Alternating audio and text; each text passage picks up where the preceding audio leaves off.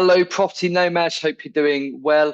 We've said time and time again on the channel that leasehold can be quite a dangerous thing to get involved in, not necessarily from an investing point of view, although caveat emptor, buyer beware as usual, but certainly from a generic buying point of view, because whilst we appreciate there isn't a one solution fits all, we are seeing a lot more stories, or admittedly for mainstream media, that are really focusing on ground rents and service charges, and the fact that people are now being asked to pay extortionate amounts for their service charges. And there's a few articles to run through here, but first one that we're going to go to is, let me just find the share screen, is this one here. So for this gentleman who unfortunately his flat's service charge has doubled to £8,000. Now, of course, in the last 4 or 5 years, we've seen a lot of bills, if not all bills, go up. We've done a video recently on water bills potentially going up, gas, electric, council tax, you name it, it's probably increased in price. One thing that has come under the microscope quite a lot are service charges or ground rents or leasehold properties, because what has happened, or what is happening, is that a lot of people are now getting all screwed over by service charge increases. Now, again, we've got to look at two sides of the story here. Is there a right for service charges to go up? Yes, I would argue that there would be, because cost of maintenance has gone up, cost of repairing things has gone up. In general, costs of things have gone up. But is there a right for these prices to go up quite considerably in comparison to what's actually going on in the economy? I would argue there probably isn't, but this is one of the issues that you could have with leaseholds. Always, always, always, as I said at the start, caveat emptor, buyer beware. When you're purchasing a leasehold, you want to have a really good solicitor on the case, someone that specializes in leaseholds.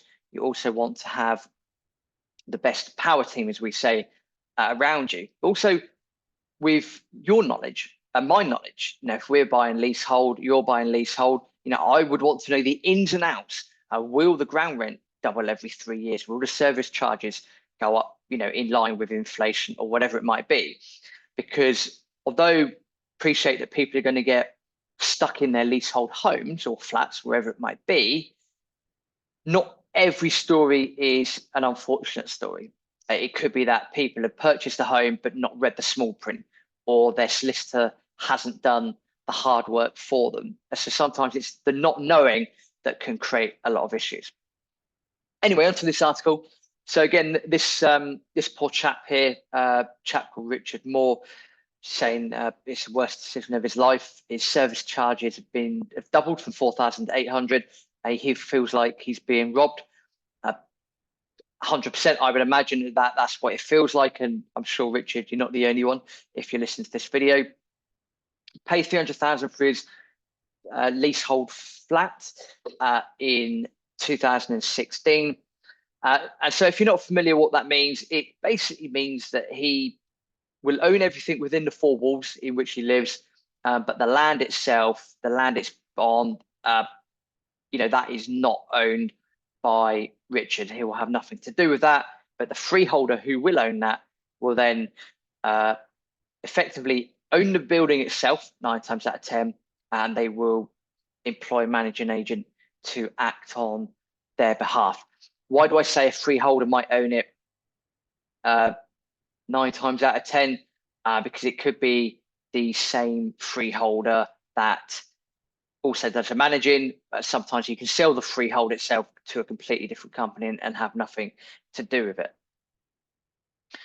So, and again, what this article will go through is 6 of one, half a dozen of the other. So you got the managing agent on Richard's behalf here saying that the increase is justified because the roof needs repairing, even though apparently the flat is, less than 10 years old. And so you just get into this rigmarole of am I getting screwed over? And I would imagine this is where it comes down to the contract in the first place. So when you're signing the contract as a leaseholder, what are you giving away? What are you allowing to happen? Have you signed a contract where the managing company can, double your service charge or double your ground rent?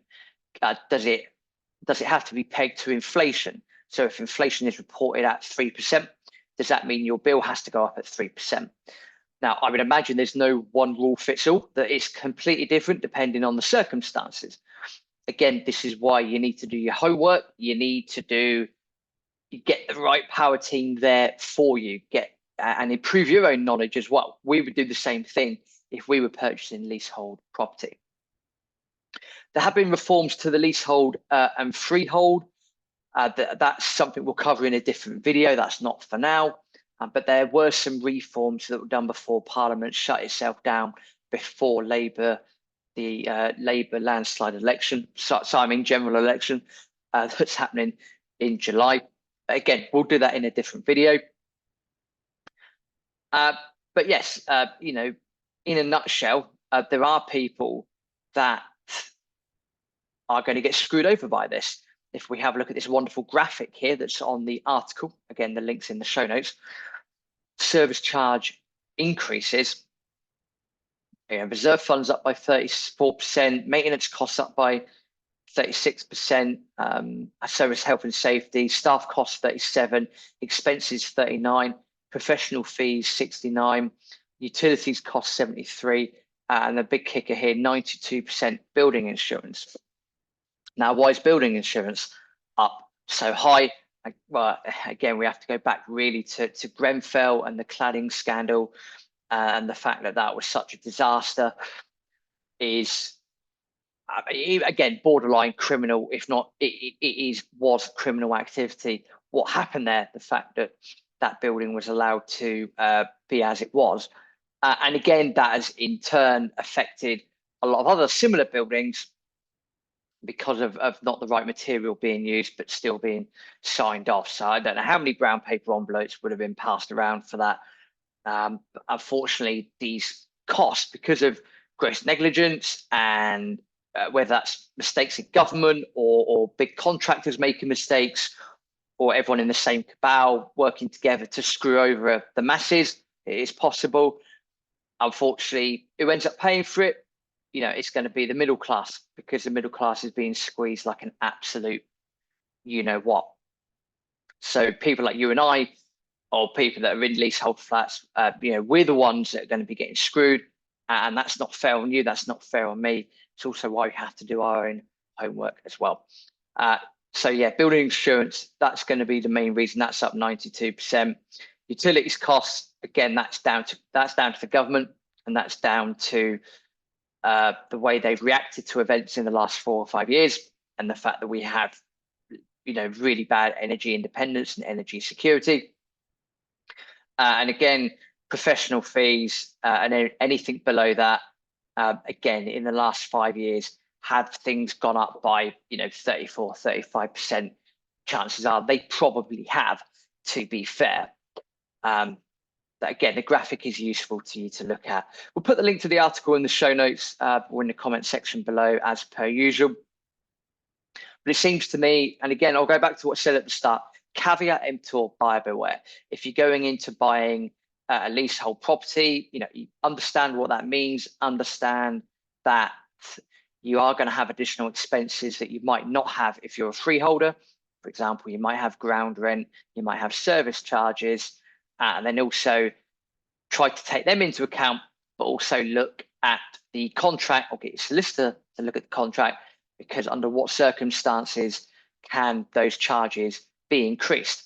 And that's where you should have a spreadsheet, and you should stress test yourself as well, because if it's not going to work out, it's not going to work out. So I appreciate there are going to be people out there that are going to be stuck in those situations, and there's not a lot I can say or do on that, apart from give the advice of please be aware, if you're going down the leasehold route, be careful of what you're buying, get the power team behind you. Small favor to ask, please do subscribe and like the channel. The channel's growing nicely, getting back into this. A lot of things are going to be happening in the next few months, especially with general elections and things like that, and just more of the generic madness that we're seeing in the world. And it's a good way to get things off my chest. And we could tell from the subscriber count that you clearly like the content as well. So thank you for your support. Thank you for continuing to support the channel as well. We'll do some videos in due course about the various other bits and bobs with housing and everything going on at the moment. But thank you very much. See you in the next video.